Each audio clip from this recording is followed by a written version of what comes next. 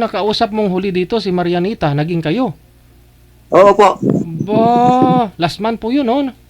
Opo. Ba, so, ilang taon nga po kayo, Sir Benedicto? 69 po. Mga 70 na. Magsi 70, 69, okay. So, ilang taon po yun si Madam, yung nakausap mo last month?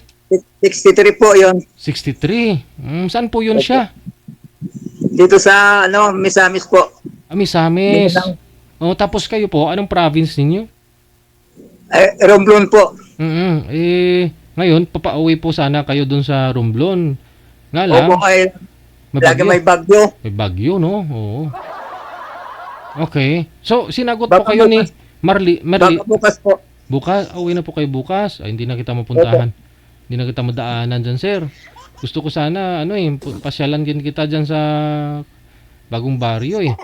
Pero, alam mo po yun, sa pangalawang basis mo lang sumali dito sa live natin, ha? Naka-girlfriend ka na, ha? Opo. Oh, anong Pupunta discount? daw siya sa akin, sir. Ha? Pupunta daw siya sa amin. Sa inyo, sa probinsya? Malapit lang po ba yun? Malapit lang kayo doon? Malapit lang kayo doon sa probinsya? Opo. Oh, okay. Biyuda po yun, no? Nakalimutan ko kung ano po yun siya. Biyuda din? Opo po, yung negosyante po, tapos siya ng commerce. Oh, tapos siya ng commerce. Po may siyang tindahan. Yung yung na real estate siya. Opo. Okay. Niligawan mo. Share mo nga sa amin kung ano yung diskarte mo. Bakit napauo mo si ma'am? Aber. At nagpakilala sir ako sa kanya na ako yung katulong po ng pare na sa matagal na panahon. Ay doon siya na sa atin, in love. Kasi nga po, kayo yung parang mula pagkabata, sa Kristan ka na. Tapos, Opo. mula bata ka, nung araw, alalay ka na ni Father. Opo. Hanggang ngayon. Opo, hanggang ngayon. Opo, no? Pero nagbakasyon ka lang po dito sa Maynila sa mga anak mo kasi ano pong ginawa ninyo sa Maynila, sir? Ano po ako ng benepisyo, yung anak ko na binata namatay. Namatay po yun. So, saan po kayo kumuha? Sa PhilHealth? Sa SSS? Sa SSS po. SSS. Sa pag-ibig. Pag-ibig saka SSS niya. So, dito po niyo nilakad sa Maynila. Bakit po pala namatay Opo. po yung binata mong anak? Doon po namatay sa Romblon. Bakit po namatay yun? Nagsuka po ng dugo kasi nabarkada doon sa inuman sa alumni nila. Hala, ilang bisis ba sila nagkaroon ng alumni? Isang bisis lang napa-over sa ano ngayon. Nagka-TV. Yung Alfonso po, 32 battle daw ito nila ininom. 32 battle na yung siya lang mag-isa. Uminom. Hindi. Ang kasamahan nila, Ay, ilang taon po ba itong binata po niyong anak? mga 49. 49, binata pa. Opo. Pero sanay po talaga yun uminom o first time niyo po yun uminom ng ganun? Nasahan sa barkada, sir. Hirap din Pero yun na nga, at least meron pala siyang SSS sa PhilHealth. Opo. Ano na rin po yun, ha? Tulong na rin po yun kasi siyempre ikaw yun ang problema, mga anak mo papalibing sa kanya. Opo. Aha. Ay, malaki ang gasto ko rin. Mga magkano inabot tay? Mga 45. 45 din, no? Now lang. Siyempre. Hindi kita tawaging tatay kasi kumpare na kita. Opo. Kung pwede lang pre, no? Pre 69 years old, ha? Si Tatay Benedicto. Alam mo 'yon, yung ano masabi mo ngayon sa mga nanonood na paulit-ulit na lang sumali, sir? At Ang tapos masasabi ko sa kanila yung lalo na yung naghanap ng forever, para maging mabuti ang kanilang buhay, bago sila humanap ng forever, hanapin muna nila ang Diyos para makakita sila ng forever na tapat sa kanila. Amen. Amen. Yun. Amen. Bali, hanapin muna ang Diyos. Bago maghanap ng forever. Tama. Kasi nung araw kamukha mo si Piolo Pascual. Ayon na rin po sa inyo. Ayon na rin po sa inyo, nung araw, kamukha mo si Piolo Pascual. Marami rin mga babae yung nagagusto sa iyo, ha? Marami po, kahit hindi ko nililigawan, pumupunta sa bahay. Ano po yun? Pagkatapos nila makuha pagkalalaki mo, iniiwan ka lang nila? Hindi naman. Oh, ang damot mo naman, sir. Di mo... Pumunta na ng bahay ninyo, di mo pa binigay? Ay, hindi pa sir. Respetado ko sila sa simbahan sir ako eh. Tama. Oh, sila kasi hindi nagpaparespeto eh. Huwag ganon. Opo. Oh. Kahit sir nga mayroon akong asawa, gusto pa rin sa akin. Huwag ganon. Pero si misis mo, saan po ninyo nakilala ito, sir? Ay, doon sa amin. At saka dito kami na in love ang bawat isa sa Maynila na rin. Ah, okay. Hindi nagtrabaho din siya dito. Ah, okay. Pwede po kayo lumayo konti sa camera? Kasi sombrero mo lang nakikita ko. Ayan, para makita yung si kumpare ko, Benedicto. Ayun, no? So, okay naman si misis mo ba to? Namatay po yun? Ay, sir. 3 beses na stroke. 3 bisis. Ilan po yung anak ninyo? Ay, 3 lang po. Yung, namatay yung isa, no? Namatay yung isa. Tapos Opo. yung ano po diyan? Yung anak mo diyan sa Caloocan. Opo, nandito sa Caloocan yung nag-opisina yung isa. Tapos Yung isa naman may asawa, andito nagtatrabaho sa Sugo yung kanyang asawa. okay. Attendant doon sa Sugo. Opo. Ay busing, parang busing na rin. Yun naman po pala yung girlfriend mo, si Madam. Papuntahin mo lang dito sa Manila. Siyempre may mga ano po yan, sir. May mga free yan dyan sa Sugo. Andyan pala yung ano mo eh. Yung anak. Sabi nga niya, Marianita, punta daw siya dito sa birthday niya sa October 13. Dito daw kayo magkikita. October next month. Opo. Oh, ba't pa ako kayo uwi doon sa probinsya kung pupunta naman po pala siya ng Maynila? Matagal na po ako hindi ako nakauwi, mga 4 na buwan. Uwi po kayo ng probinsya tapos sabay na naman kayo balik sa Maynila. Opo. Yun, tama po yan sir kasi enjoy, gala-gala. O di ba? Yun talaga Opo. dapat sa mga ganyang edad, no? Si Madam Marianita, ano naman po ngayon solo flight lang din naman po yun, di ba? Opo, ayaw siya sumali ayaw siyang magpaano sa kanyang mga anak. Gusto niya sa kanyang sarili. Tama. Oo, ayaw niya mahingi ng sustinto, humingi ng tulong sa mga anak niya, no? Pero ikaw po ngayon may pensyon na rin, di po ba? Meron po. Oh, yun. Oh. Yung mga anak mo may mga trabaho na rin. Meron po, nag-opisina. Opo. Oh, so sarili mo lang din yung pensyon mo. Opo. Oh, yung si Madam Marianita, ano din po yun, solo flight lang din. Di ba may mga paupahan po yun? Oo. OFW man yung aking anak dati. Oh, Yung panganay. Panganay. Alam mo, masaya ako para sa'yo, Tatay Benedicto, Merida. Pero may nagtanong, sir, kaya pa daw. Ano po? Kaya pa daw. Makatapos pa man. Makatapos pa. One round ko no, makatapos pa. Kaya pa, kaya. One round. Kaya pa, kaya. Kaya pa isa. One round.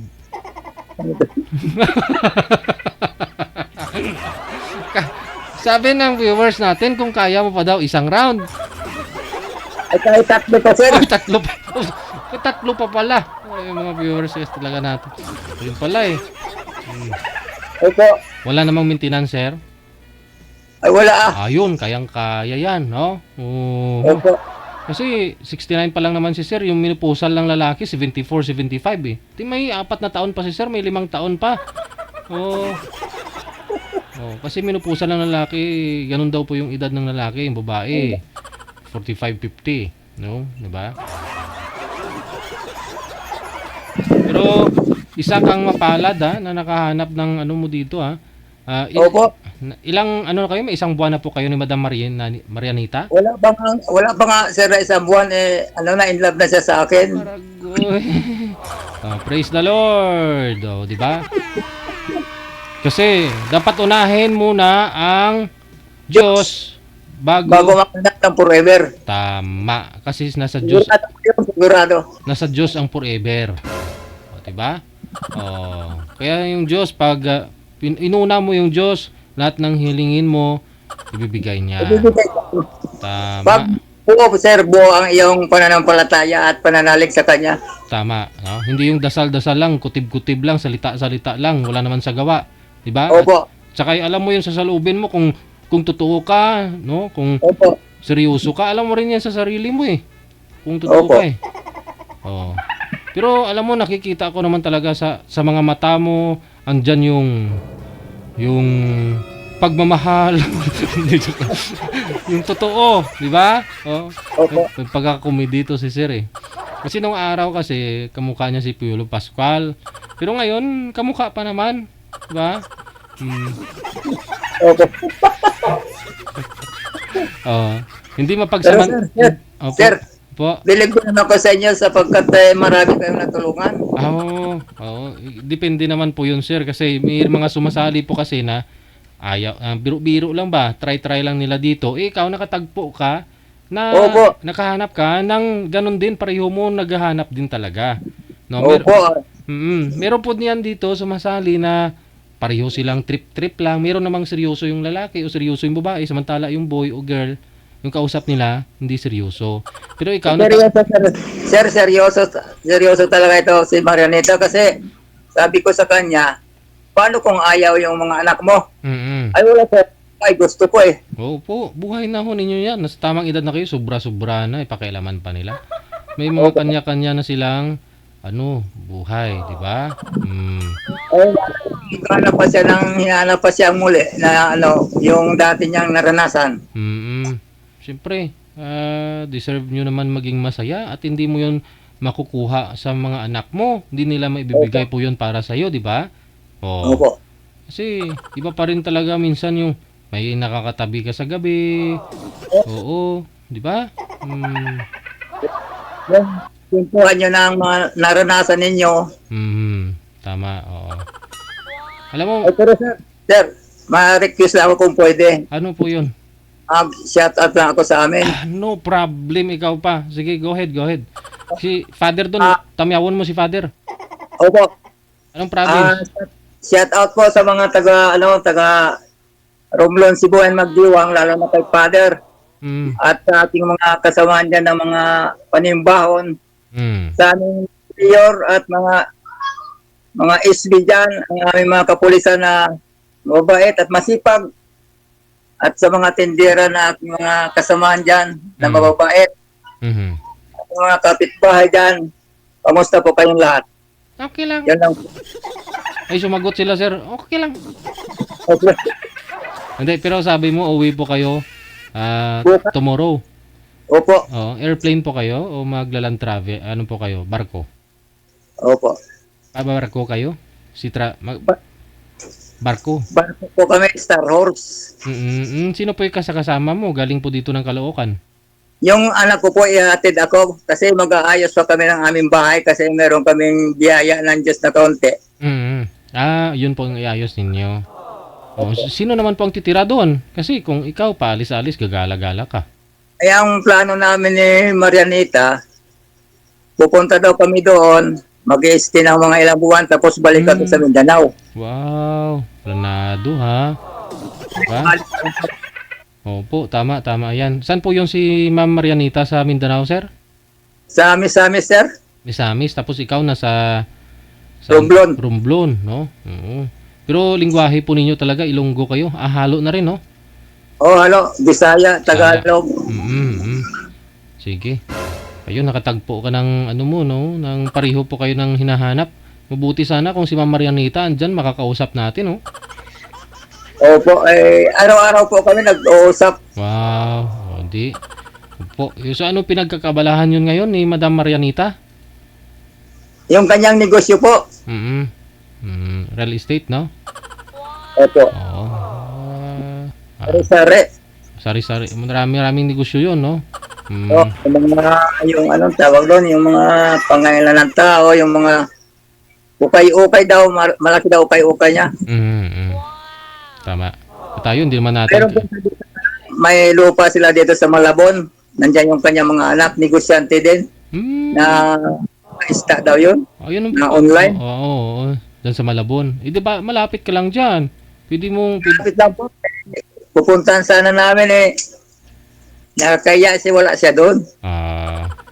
Puntahan po ninyo, malay mo may mga isda yun, mga sayang, may pang-ulam na tayo.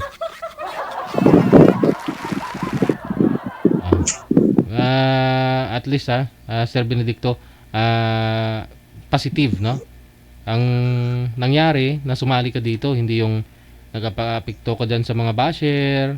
No? Opo. Nakita ko yung mukha ng tatay ko matanda ni tatay ko pala sa'yo. Tatay ko 74 na pala yung tatay ko, mag-74 na. Oo. Naka-live ba tayo, sir? Yes, naka-live po tayo. May gusto ko pang sabihin. Mayroon pa akong gustong sabihin sa sa aming isla ng Sibuyan.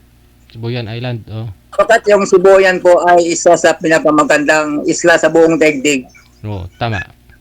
Ngayon, gustong galawin ng mga big mining ay hindi po pagpapayag kasi masisira yon. Masisira. Gusto nila. Sana pangalagaan namin ng taga Sibuyan para hindi masira. Tama. Hindi yun kayang bilhin ng pera, ha? Yung lugar na yan. Kasi sabi nga nila, sir, ay yung Sibuyan pambayad sa utang ng Pilipinas. Hindi, sir. Yan sabi nila. Sa politiko lang yun. Hindi, tayo, sabi nila, one of the most wonderful islands in the world. Ang Sibuyan. Oo. So, pambayad sa utang ng Pilipinas. Opo. Maniwala ka dyan. Pabayad ka mo dun sa bulsa nila, pangpasok nila sa bulsa nila. At saka, sir, mayroon pa shout out. Sino pa? Sino po yun? Tira po namin sa PCA na kung mayroon pang natitira, yung Philippine Coconut Authority, kung mayroon pang natitira, sana po ibigay naman nila sa amin ng mga magdiniyog na mahihirap kasi mahirap yung magdiniyog. Kung mayroon kami natitira na pera, kung maaari, ibigay naman nila. Yun lang po. Ang DA po yun, sir? Ano pong department? Philippine Coconut Authority, PCA. Okay. Mayroon pong lokal doon sa inyo? O mayroon po yan doon? Sa inyo? Sa buong sa buong Panyong, Pilipinas. I mean, dito po yung main yan dito sa may Manila. Sa Manila. Oo. Si Kwan yung namamala, sir, yung kuwang ko. Si Kuangko. Doon po sa inyo, sa province. Sino po yung sa province ninyo? Coordinator ninyo doon? May mga nakalimutan, mga Rubia ata yun. Siguro, wala ko napalitan na. Magawa kayo ng complaint, sir, para maipurmal ninyo yan. May akyat sa ano?